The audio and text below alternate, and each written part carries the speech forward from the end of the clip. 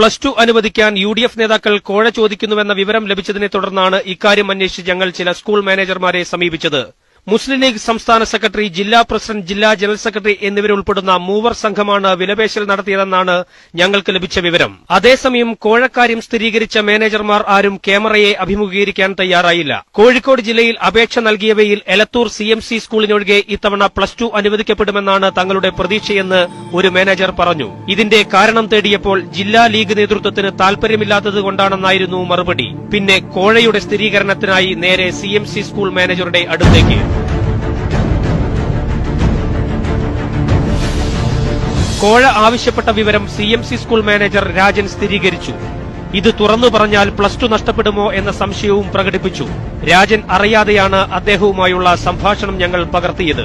ഇവര് മന്ത്രിയുടെ ആളുകൾ, ഔദ്യോഗിക ആളുകൾ തന്നെയാണ്.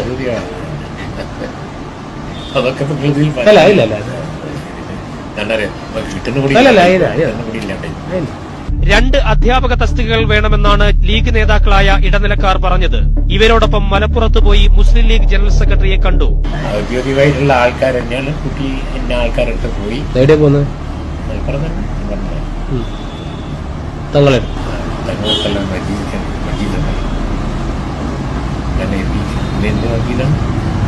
ജനറൽ സെക്രട്ടറിയാണ്. KPM മജീദോ? മൂപ്പരാണ് നമുക്ക് തരാമെന്നുള്ള വാഗ്ദാനം ചെയ്തത്.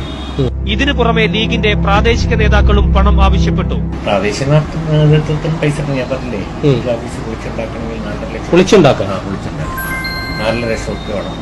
അത് നിങ്ങൾ തരണം. രാജൻ പറഞ്ഞതുപോലെ പ്രാദേശിക നേതാക്കൾക്ക് കോഴ നൽകാതിരുന്നാൽ +2 അപേക്ഷ നിരസിക്കപ്പെടുമോ? ഇതറിയാനാണ് സർക്കാർ പുതിയ +2 പട്ടിക പ്രസിദ്ധീകരിക്കുന്നതുവരെ ഞങ്ങൾ കാത്തിരുന്നത്.